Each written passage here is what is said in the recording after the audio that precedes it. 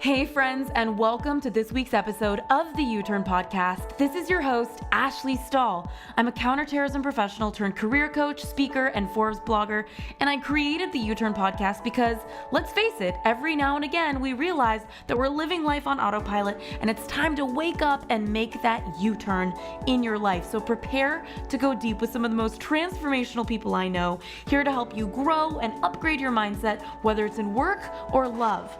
In the meantime, we've opened up access to 3 free e-courses on uturnpodcast.com. So head on over there if you want to land a new job you love, find your purpose, or launch your dream business. All of these courses are totally free. All you got to do is head on over to uturnpodcast.com. That's YOUTURN podcast.com. Now let's get started with this week's guest. You've already given your viewpoint. You've already made a request. I'd like a 30% raise. I'd like a promotion to this position. Whatever. You've said, this is what I want. You can even say, this is my request. Remember, a request is not a demand. A request is just a request. They can say yes, no, or counteroffer. So you've already made that. Now it's the time to really listen. It's not the time for negotiating. You're actually in a negotiation, but you want to hear what they've got to say. Get curious. Like, what does your boss think about your capabilities? What does your boss think, if your boss thinks you're not ready, what does your boss think you need to do? Concrete stuff. I want a pen and paper. What do I need to achieve to prove that I am ready?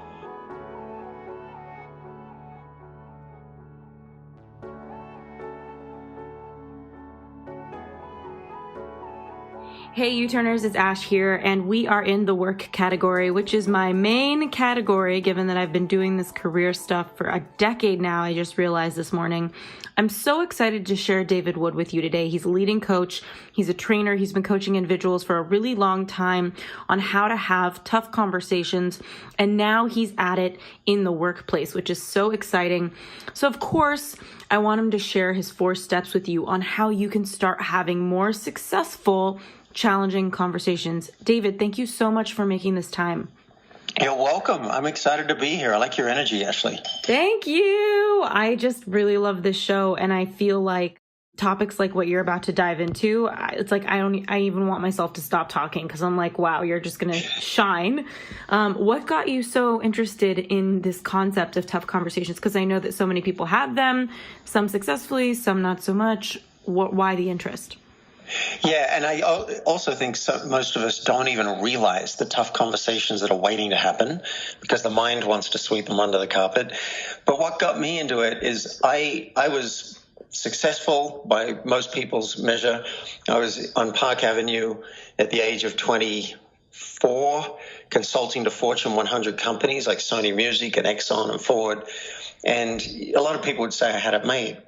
But fortunately, I discovered a personal growth course, which I really resisted because I thought they were all smiling way too much and they had name tags. And I'm like, this is some cult bullshit. I'm going to get in and out. But fortunately, I didn't get out. Fortunately, I got in and then I thought, well, I'll just do the second one and then I'll stop. But then I saw everyone was getting so motivated in their lives and excited. And I'm like, I could use that. And during those courses, what they had me do was look at any area of my life that was incomplete. So, and I didn't want to look at these areas, but I'd look at current relationships, maybe my wife at the time, some work relationships. They'd say, what's incomplete? And we go back through past relationships, like who's anybody that you resent, David? Like, well, I don't like that guy from when I was 12 years old who kept on one-upping me in class and putting me down. And like, all right, put him on the list. And that girl who broke up with me twice, I'm still annoyed at her and I wouldn't want to see her on the street. She just dumped me twice when I was 15. They're like, great, add her to the list. And then they encouraged me to have conversations with all those people. And I said, no, no, I'm not calling that guy I haven't talked to him for 20 years. I'm not going to call him, and I'm not calling that girl and saying, hey, I felt really bad when you gave me the cold shoulder 20, 30 years ago. And can you imagine? Actually, you probably can. Did you do it? I can, because I did it. Oh my gosh. I did both those calls, and it was terrifying. Now, I found out there's a reason we avoid these calls, and one reason is because we might feel really awkward and we're worried about people judging us, and it's terrifying to have the idea of this guy saying to me, "You're an absolute dickhead. Why would I talk to you?" I was so scared of that. But through the coaching, I got to realize why I was afraid, and they convinced me that there might be some profit in it. There might be some gain. And so I finally went and did it, and I had incredible experiences talking to these people who I thought were horrible people. And I thought, I can't do it because 20 years have passed. Well, you know what? I discovered that humans are humans. Mm-hmm. Doesn't matter if time has passed. It doesn't matter what your relationship is to them. We're all human. And I really had surprising experiences talking to these people. So I became, over time, a huge fan of tough conversations. I believe that the tough conversations we haven't had form the boundaries of our world. Wow. Meaning like, when you say boundaries of our world, is it like a limit on ourselves because we're holding on to something that we haven't addressed? Or can you elaborate a little bit more on how do these avoided tough conversations create boundaries in our lives? Yeah, they form the boundaries of our world. So have you seen The Truman Show? Yeah, but it's been so long. That's pretty retro. Most people have seen the... Yeah. All right, well, spoiler alert if you haven't seen it, but most people have seen it. He's in this world, and there are literally walls to his world, but he doesn't know it. He's just going around his world. He doesn't know that there are boundaries. Like, he's in a massive dome, basically. He has no idea. Well, so are we. We're in domes, and we've got limits on our reality. So you said limit on yourself. Yes, that's one example. But also we place limits on what we expect from other people. For example, I thought this guy was a dickhead from school. And when I had the conversation with him and told him I've been holding on to this for 20 years and I'm letting it go now, he said to me, "Well, what can I say or do now to help you or us move forward?" I was blown away, and my reality shifted. So he was just a dickhead, and now he's this amazing, interesting, caring person. I'm like, how is that possible? So things start shifting around in my brain, and reality starts to actually move. I coached somebody a couple of weeks ago who was in a job interview, and she didn't like how she was being spoken to by the boss. It just felt curt and commanding, and she didn't like it. And I said, have you considered speaking up and having a tough or awkward conversation and making a request that he speak differently if you were to go forward and take the job? And she's like, no way. Right? So she's got a limit on her reality. In her mind, this can't shift. And she just said, I'm just going to run. I'm just going to say I'm not going to take the job and go. So we worked a little deeper, and we did a role play, and turned out she was afraid that he was going to say, you're just being too sensitive. And I helped her find a way to be open to that. I said, what if you said, maybe so, I am very sensitive, but that doesn't alter my request. So that's my alarm to do this podcast. But that doesn't alter my request. Would you be willing to shift how you give instructions to me? And she's like, wow, okay, I can try that. She went and had the conversation, and he was really interested. He's like, oh, I had no idea. I'd love to change my language. Would you show me how? Well, the one question that's coming up, and I know there's a lot here, is some people have a CEO that is maybe a bit emotionally, like maybe their CEO, their director, their vice president, whoever they're having the tough conversation with. And their experience is that the person's unpredictable, because I know that there's a lot of toxicity also in the workplace. And one of the biggest challenges people have in preparing for that is sometimes not knowing if it's really going to affect their job or they're going to lose their job. Is there a time where you think, okay, maybe you shouldn't have this tough conversation? Oh, yes. Yes, I have a worksheet, and we can give your listeners access to the worksheet and the 4-step blueprint on how to have the conversation. Wonderful. But the worksheet, one of the questions is, what are you risking? What's your fear or your concern? And that's valid. That's one of the reasons we haven't had these. Now, it might just be that you might feel awkward, or they might call you a sissy, or who knows what. It might be something that you're willing to face. But you might be risking losing your job. You might be risking a demotion or being put on the outside. If you confess to your romantic partner that you cheated, you could be risking them breaking up with you. If you confess to a crime, which I've done, if you confess to a crime, you could be risking prosecution and prison. So it's really important to work out what, in my mind, am I risking? And then, equally important, what is the potential gain? Because the mind won't often present that to us. But you look at the gain, then you look at the risk and say, am I willing to speak up for self-expression and a possible great external result and take this risk of this consequence? And if you're not willing to risk losing your job to speak up, then maybe you don't have that conversation. If you're not willing to risk prison, then don't go and confess to somebody. I have my own point of view. I think that 99% of the time, to me, it's worth it because I want to rock the boat and I want things to roll out the way they're supposed to and the way the universe wants them to. Now, I know that's getting a bit spiritual and perhaps airy-fairy to some people, but I believe that the mind doesn't have a billionth of the information it needs to make the right decision. So I err on the side of truth, and I let other people work out how it's supposed to happen. That's helpful.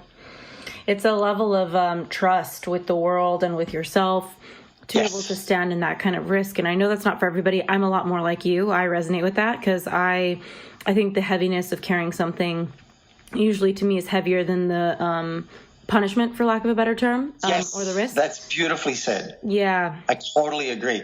Einstein said there's only one fundamental question to answer. Is the universe friendly? And exactly. And Byron Katie says this a lot too. Is the universe friendly? If you decide it's not, then you might not want to have a lot of those tough conversations, and you might want to play it really safe.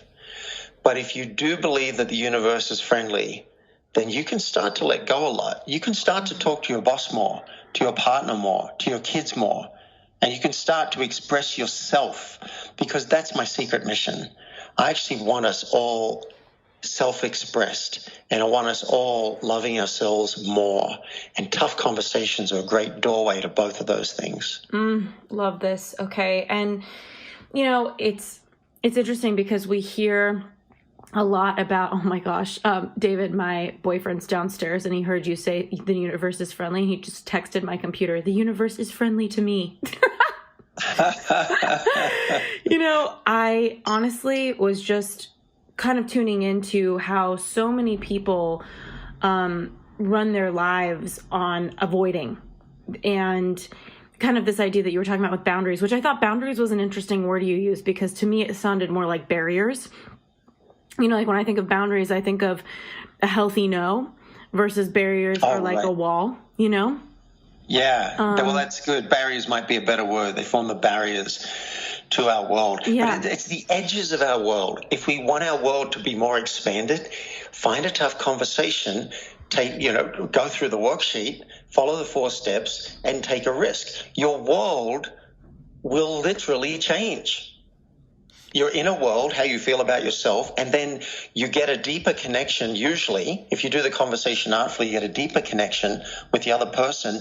And as a bonus, you'll get some kind of external result.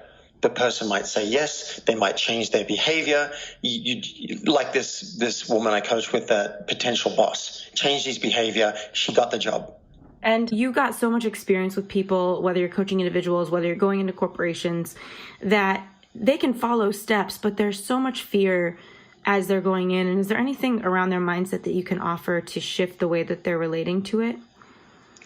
What a beautiful question. So when you prepare for your conversation, you will get clear on what your hope is. And that makes a big difference, because if you're just thinking, oh, this is so awkward, I'm going to go into it and have it, but you don't even have a beautiful outcome in mind, then it's going to be scary. So getting clear on the hope is great. And then when you actually come to the point of sharing that hope with the person, you're going to get on the same page. They'll be like, oh, okay, that makes sense. Yeah, I hope for that too. So the hope is important. And then getting clear on the fear actually helps the fear lessen.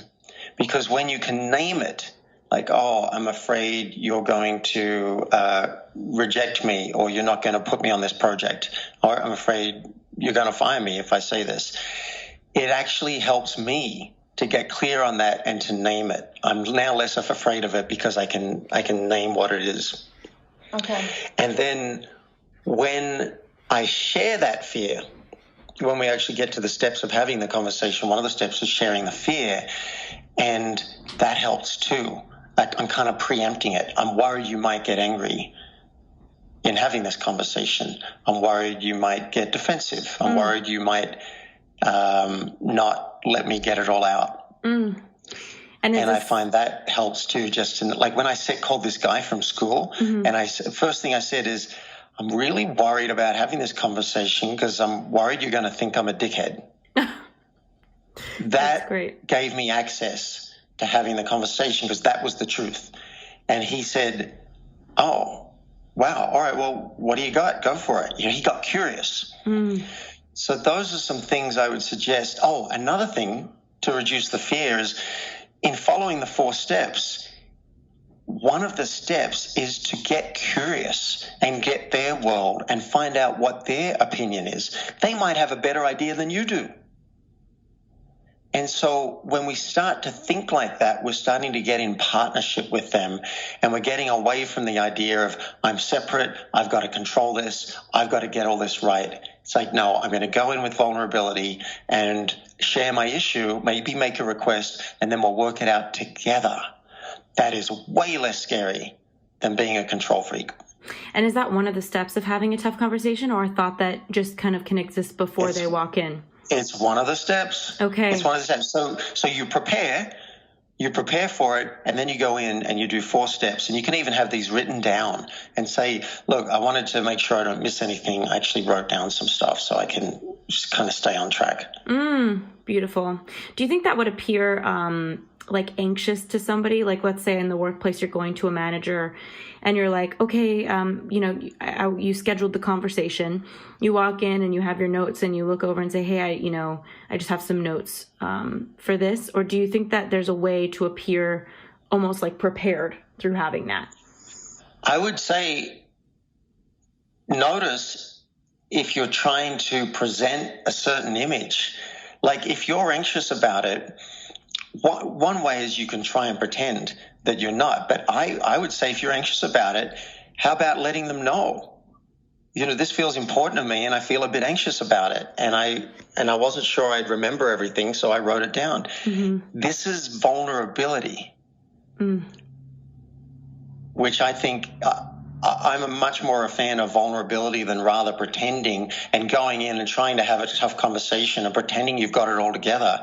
No, part of the access to connecting with someone is being real. And if you're a little bit nervous about it or you're worried about some kind of outcome, you can actually usually share it. It depends on the context. I don't always go to someone and say, hey, I'm terrified. But if I'm speaking to an audience, that's a tough conversation. I've got 300 people in the audience. If I'm really nervous, I might say, I notice I'm shaking a little bit.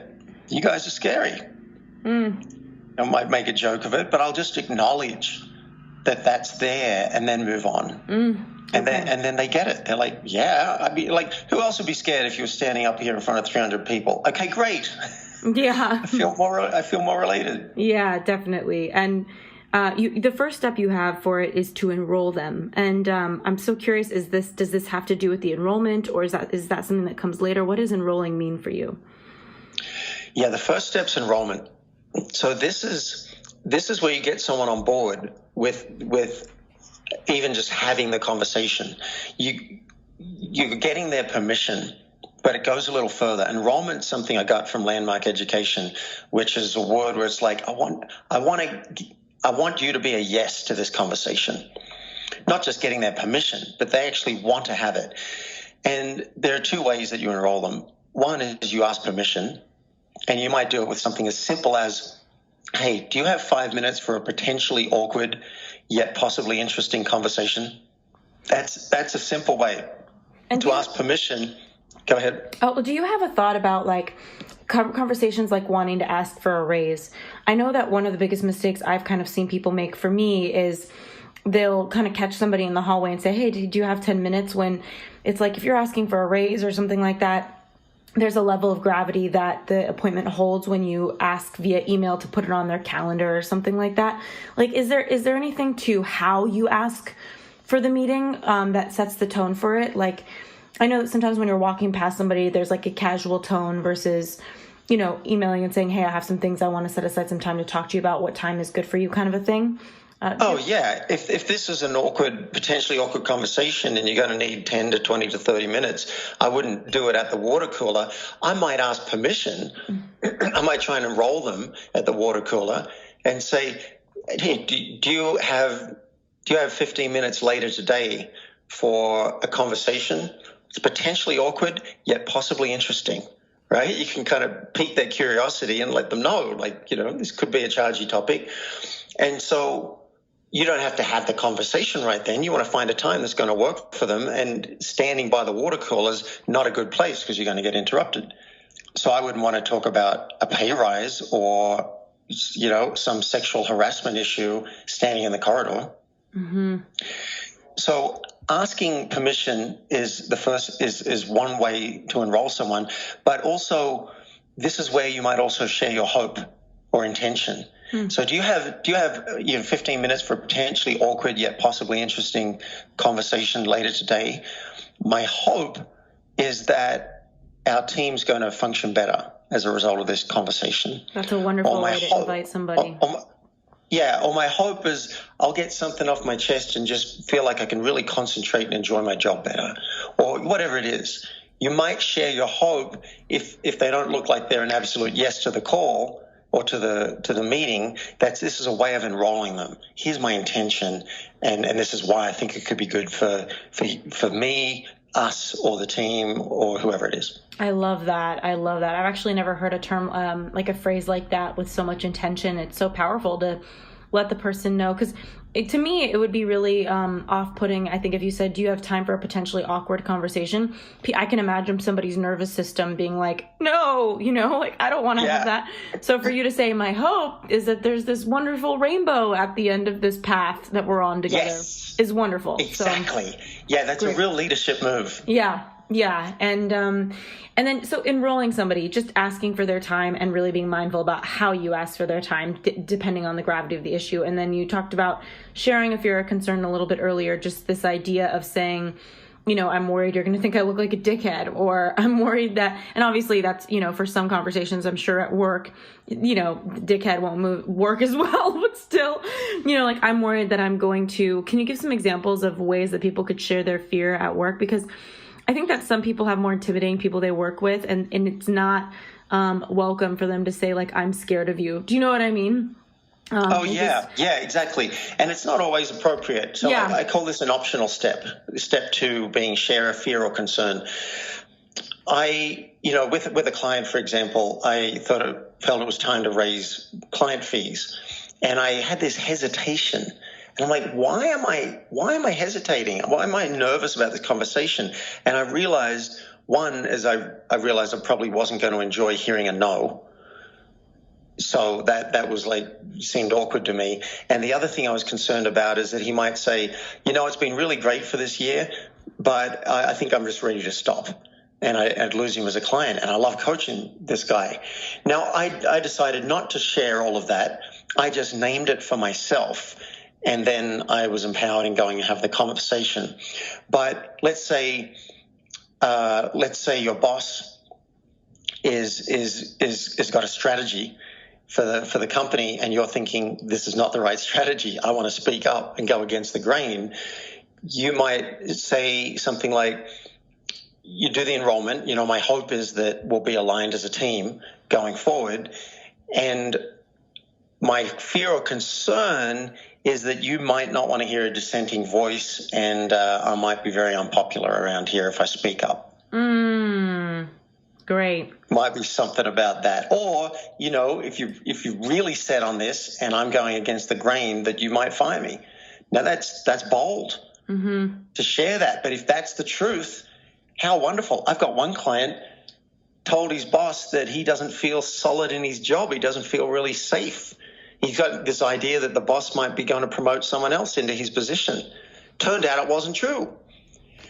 So how wonderful to get that out. And the boss said, you know what? I got to take responsibility for a lot. I'm sorry to give you that impression. I'm going to change some things about my management style. It was amazing. And it was because this guy shared his fear. Hey U-Turners, so sorry for the quick interruption, but I want to make sure you know that this episode has been brought to you by the Job Offer Academy, our e-course to help you land a new job you love. So if you're sick of applying for jobs and never hearing back, and you'd like to try a free version of our job hunting course, just head on over to uturnpodcast.com/job offer. That's youturnpodcast.com/job offer. Now let's get back to this week's episode.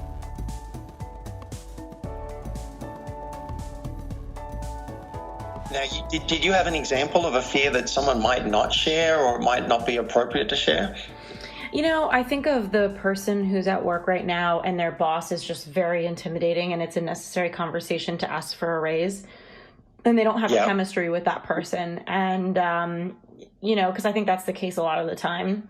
And almost like this thought like somebody's going to leave their job if something doesn't change kind of a thing. Yeah. It's like how to come in and, it's like they're the last person you're going to say, I'm scared of you, because that makes them more scary sometimes versus less. That's a good one. So if you're scared, I might not come right out and share the raw truth, like I'm scared of you. I think that would be a black belt move to say something like, I feel intimidated by you. I've said that to a lot of people. I feel a bit intimidated around you. If the boss is intimidating, they might understand and go, all right, I could get that. Or it might open up a great conversation if you're willing to go there. But if you don't want to say that, you might just share some of the consequences you're worried about. Like, I don't know, maybe you'll be upset with me if I say that. Or if I ask for a raise, I'm trying to think what else I'd be worried about. I might be worried about a no. I'm worried you'll say no and that I might feel disappointed. Or I might just name those fears for myself when I write down in the preparation, and then and not say it, and just stick with the other steps and roll them, and then go on with the other steps. It's an optional black belt move to share the fear or concern. Sometimes it can get you more connected to the person, but as long as you name it for yourself and you know what you're afraid of, then I think there's more power in that. Beautiful. Okay. And so let's say somebody's kind of enrolled them. They've gotten the time on the calendar or by the water cooler. I love how you talk about the water cooler. And they share a fair concern. They're honest. And then from there, they share their issue or they make their request is your third step. So how does it look? Yeah, let's take, you know what, we could take a little example. We've been talking about like Sally, for example, who wants to get a raise and she's got a scary boss, So she maybe emails and says, hey, would love to connect with you in the next week about something. My hope is that it's going to make everything better for the team or whatever. What would you suggest for Sally in this enrollment piece? Oh, so we're going back to step one? Yeah, I'm just going to remind everybody the steps and then let's lead into this third one. So the enrollment would look like what? Yeah. So my hope might be that I feel really excited about my job and that I'm more productive for the company. And so I might knock on my boss's door and say, hey, can we get lunch sometime this week? I want to talk about my job, my role, my career path here. I got some ideas. I want to get your feedback. Can we get lunch? Great. Okay. And then the sharing the fear concern happens when they walk in, correct? I'd wait until we're having the lunch and we're talking about it, and then I'll bring it up and say, all right, now I might reiterate my hope. My hope out of this is that that I feel really excited and empowered in my job, and that I'm a even better contribution to the team. And I'm a little nervous about it, so I just want to name that. By the way, that language, I just want to name that. Yeah. So powerful. That's a black belt move, because you're letting the person know what you're feeling. You're being relational, but you're also letting them know they don't have to do anything with it. They don't have to caretake it. They don't have to fix it. It's like, I just want to name that. Love that. One of my closest friends does that, and it completely disarms me every time. So this is wonderful. And so, she walks in, she says this, she wants to name it. And then the third step we're on now, sharing your issue, making a request. So how can she... Well, let's talk about the fear. Yeah. So my fear might be, let's see. I think my fear, let's just name it first. My fear might be that my boss isn't going to listen, or that my boss doesn't think I'm worth a promotion. That might be scary, that then I might not feel worthy, and I might feel deflated, and I might, if this really isn't enough money for me, then that I might need to go and look for another job. Mm-hmm. Those might be my fears. Now, would I tell my boss all that? Let's see. I'm sitting with my boss. I guess my concern out of this is I might be excited about a bunch of ideas, and you might not be. We might not be on the same page, but I'd like to make my case, and I'm hoping that you might agree with me. It might be as simple as that, or I might just name them for myself and skip over that step, and we'll jump straight to the issue. Got it. I mean, this is a tricky one. If I'm worried that my boss is unpredictable, then my fear might be that that my boss might not let me get it all out. Might not listen, might start jumping in and start with counterpoints or whatever. So I might say, my fear is, my concern, I might not say fear, my concern is that I might get jumbled in my thoughts and not make a coherent argument. So I'd ask that you give me some space to get it out. Yeah. Before you respond. And you have your little piece of paper, ideally, for this kind of conversation. I brought some notes, if you don't mind, sort of thing. Yeah, and I want to make sure that I'm coherent, so I wrote down some notes so I don't forget anything. Wonderful. Yeah. Great. Yeah. Great. Then we got step 3. Yes. So now it's like, we got to get to it. We got to share what the issue is and include a request if we can. So the issue might be, I want to talk to you about a promotion and a raise. Mm-hmm. And I've got some thoughts, and I'm happy to make my case. And I might throw in a black belt move here, is instead of me just pitching, I might actually listen. Because, who knows, maybe the boss is open, or maybe not. So I might say, I got some ideas. I'm happy to make a pitch, but I'm also wondering what you're thinking. Maybe you're already thinking that it's time for a raise and a promotion, or you're open to me just making my case. Mm-hmm. Might check out something like, see where my boss is. Is the boss ready for a pitch? I don't want to do a pitch to someone that isn't ready for a pitch. Yeah. That's a terrible idea. Okay. And as far as making your request, so, let's say Sally's sitting there in the room and she's got her notes and she's shared that she's, her concern is being jumbled, and she just appreciates their patience, letting her get her words out. Do you ever worry with that kind of vulnerability? Because I know that the professional world, it's like, is there a lack of professionalism, do you think? I don't have an answer, because I think it depends on the context of the relationship. But do you think it could be misunderstood for somebody to share any vulnerability or any sort of lack of composure in this kind of conversation? Well, I think anything could be misunderstood. Yeah. That doesn't mean we shouldn't go for it. Yeah, I used to work in counterterrorism at the Pentagon, so for me, I'm just picturing these military leaders looking at me, and that would be a shitstorm if I was like, hey guys, I'm going to be a little jumbled, they would eat me for breakfast. Like you know what? Yeah. That's shifting. That's also shifting even in the military. Yeah. Now, there's Brene Brown in her book Dare to Lead gives an example of a lieutenant colonel, I think, who's in command of something huge for the Air Force. And there are examples now of people being vulnerable with their troops and saying things like, yeah, you know what? I feel like that too sometimes. Like they actually asked who has felt lonely in the past 6 months, and then saying, I feel like that too sometimes, and I don't have an answer for you. Too many people are taking their lives, and I don't have an answer, but I commit to you to find an answer. Humans are humans everywhere, and we have this view of reality, like my boss is not going to handle vulnerability. Hey, maybe yes, maybe no. You can take it too far. If you're the CEO of a company and you go to all the shareholders and say, we're screwed, I have no idea how to save this company, and we're losing money by the bucket load, and we're just totally screwed. That might be how you feel, but you may not go and share that with them. You go and share that with a close friend and get yourself together and then decide how vulnerable you're going to be. And so now in this pay rise example, I don't think there's a need for a lot of vulnerability. It could be just getting mainly to the issue.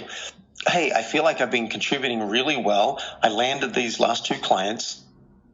I feel like my leadership and my management abilities have really improved and that I'm contributing at a much higher level than I was a year ago. So I want to ask you for a raise. Beautiful. And so you sound so direct and clear with that. Do you recommend that, or how do you recommend somebody get clear? Because I know sometimes with these things, like people could just start going on and on and on, like is the clarity part of this formula, would you say? Yeah. And this is why you prepare. I have 6 questions I have people go through. You prepare for the conversation. It's going to put you in a much better position to just say what you want to say. I can't guarantee it's not going to be a train wreck, but your chances of being train wreck are much lower if you prepare for it, and then you'll know what's true for you. This is what I want for you, is that you get clear on what's true and you get to express it to this other person. And then, we haven't gotten to step 4 yet, but then you're going to get really relational, and find out what their world is like and get curious instead of just dumping. This woman who got the job, who I coached, she said to me, David, I do tough conversations. I do tough monologues. Oh my gosh. I just dump my side of it and I run. And this was groundbreaking to her. She's like, wow, I can make my request. I can share my side of it and then listen and then get curious and find out, who knows, maybe my boss has got a better idea. Maybe a pay rise right now is not the best move. Maybe there's another promotion that would give me more experience and much more for my resume. And then 6 months from there, I could get stock options and something else. Well, like, who knows? We just want to get curious about the other person's world. Once we've shared our issue, make our request. I mean, you could, thank them. Thanks for hearing me out. Now I want to know what you think. And by the way, this is a great negotiation tactic. This is a great enrollment move. Instead of just dumping your side, it's like, hey, boss, what do you think? What do you think about what I've done so far and what my capabilities for the company? Do you think that if I was paid 30% more, that'd be a great deal for the company? So throwing it back so is this kind of leading into the final step of getting kind of curious? And this is the final step. Wonderful. Yep. Jump straight in. You want to get curious. Now, even as I developed this technology and developed the steps, I just kind of threw in at the end, like thank them for the whole thing and then just, see if they've got anything they want to say. But I've realized, no, this is a major final step. What's it like for them to hear that? What's it like for you to hear that I want a 30% raise? Aren't you curious? Like, is your boss thinking, great, I'm glad you finally asked? Or, oh my God, we don't have the budget for that? like get curious about their world. And that starts to get exciting to me.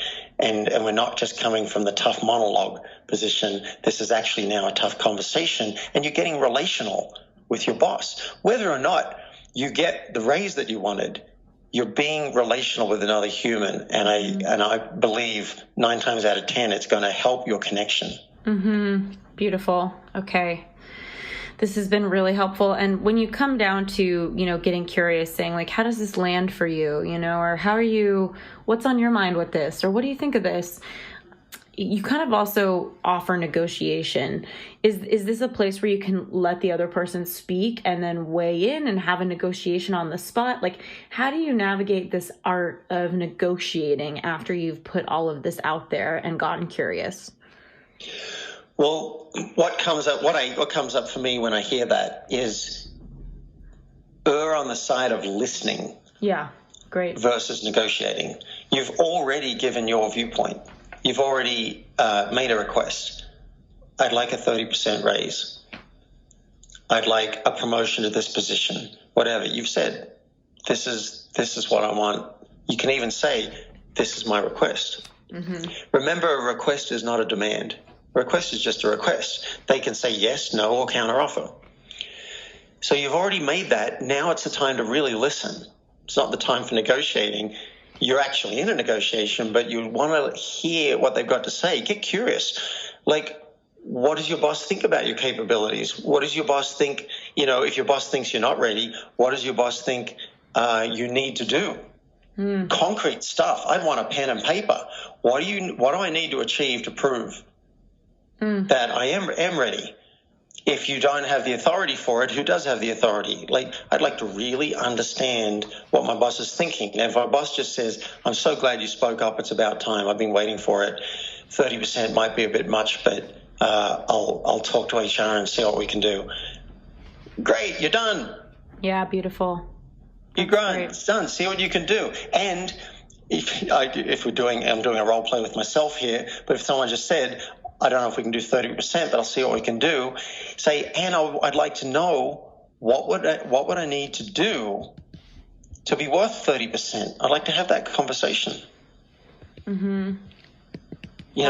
Tell me the targets. Put it into a bonus if you want. If I hit the targets, then 20% goes into salary, and I get another 10% added onto my bonus if I hit certain targets. I'd at least like to have the conversation.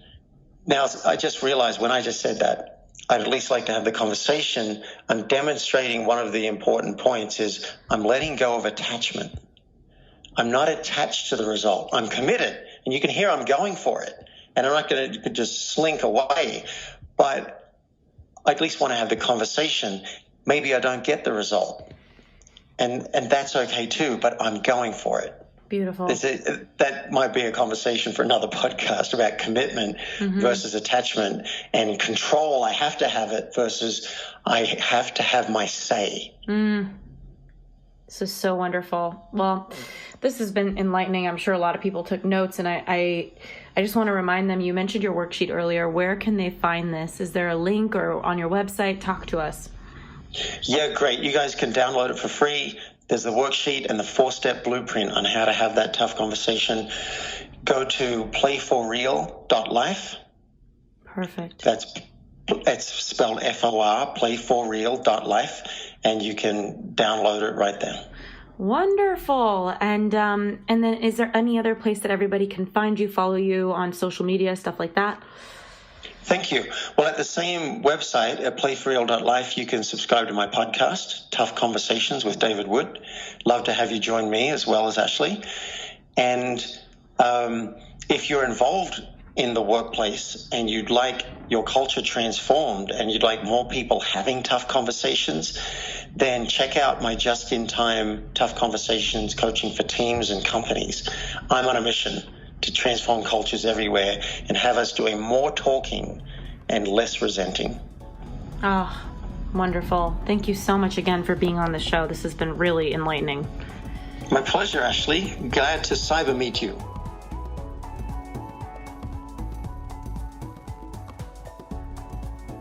Hey guys, it's Ash here, and I hope you enjoyed this episode on how to have a tough conversation. If you're anything like me, you love actionable sound bites and things you can take with you.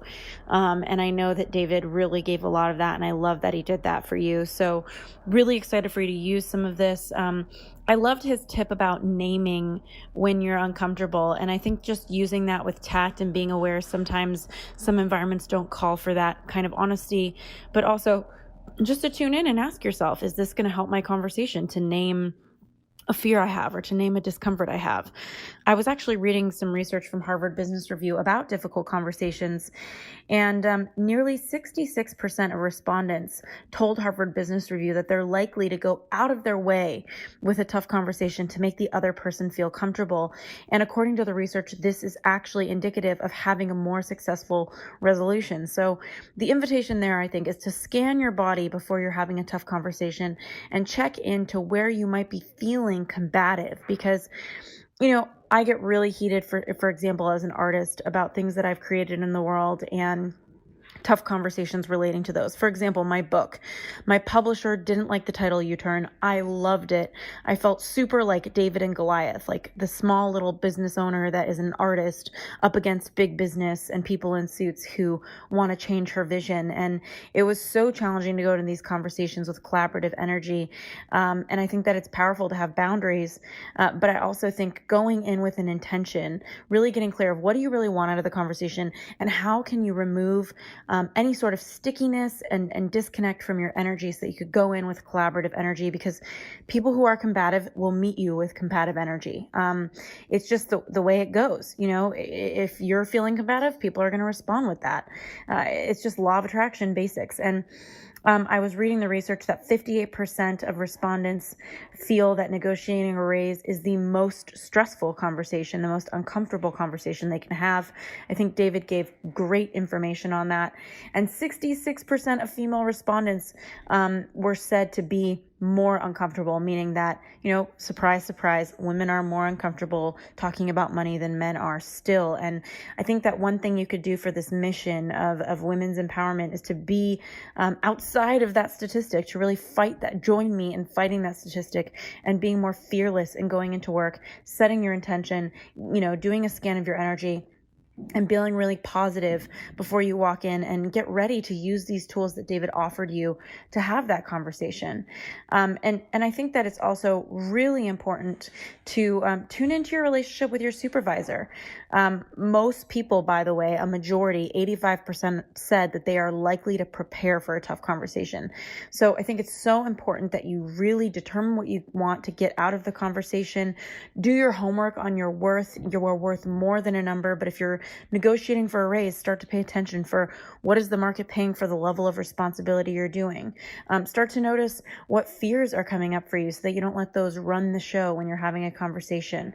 And really come at that with the intention, come into the conversation with the energy of this being two people on the same team working together to solve a problem. So really, really powerful statistics. Really diffuse your emotional charge before you walk into the door, or it's going to show up in the conversation.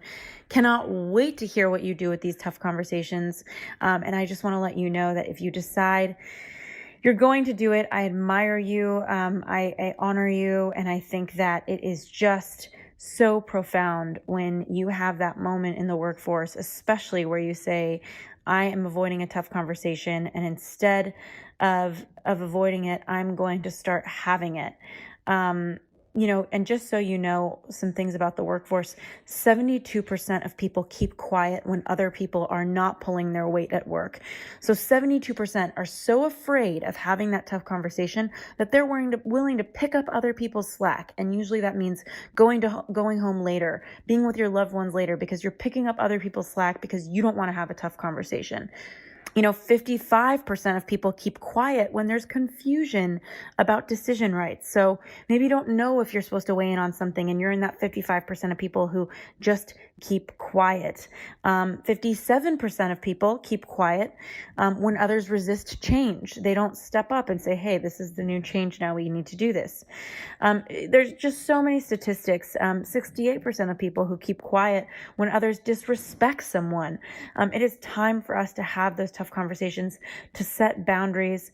And there's even statistics indicating that the average cost of a failed conversation is $7,500.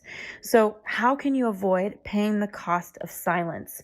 You can create safety. You can check your energy. You can have a better intention. These are just some of the things you can do to have a better tough conversation. I am so grateful you listen to this. I am sure you know somebody who's about to step into a tough conversation. And I would just ask you from the bottom of my heart, please text them this episode on U-Turn Podcast. Please share it. It means the world to me to get it out there. And I know a lot of people need the support in having those tough conversations and standing in their power. So thank you for listening. Thank you for sharing. And I can't wait to connect next week.